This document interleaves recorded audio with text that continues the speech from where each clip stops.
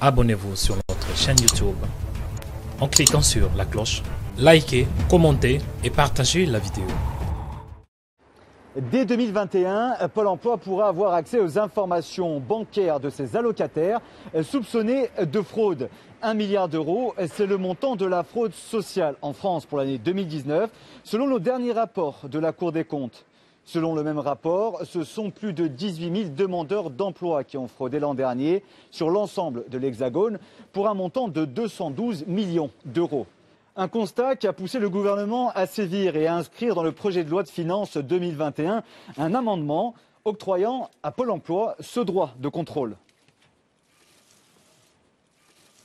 140 agents auditeurs assermentés de Pôle emploi, au même titre que les URSSAF et d'autres organismes de la sécurité sociale, pourront ainsi accéder aux informations jugées nécessaires pour vérifier en cas de doute l'authenticité des documents et des déclarations en vue de l'attribution des allocations et des prestations.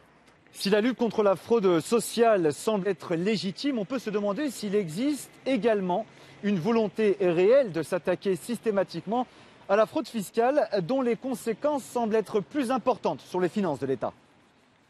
La commission des infractions fiscales, le fameux verrou de Bercy, a examiné en 2019 pas moins de 691 dossiers de lourde fraude fiscale. Plus de 500 concernent la TVA.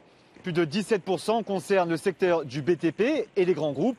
Et plus de 26 millions d'euros, eux, concernent l'impôt sur le revenu des grands dirigeants d'entreprises. Le montant total de la fraude fiscale, selon le syndicat de Bercy Solidaire Finances Publiques, s'élèverait à 100 milliards d'euros en 2019, un chiffre supérieur au montant du déficit public pour la même année.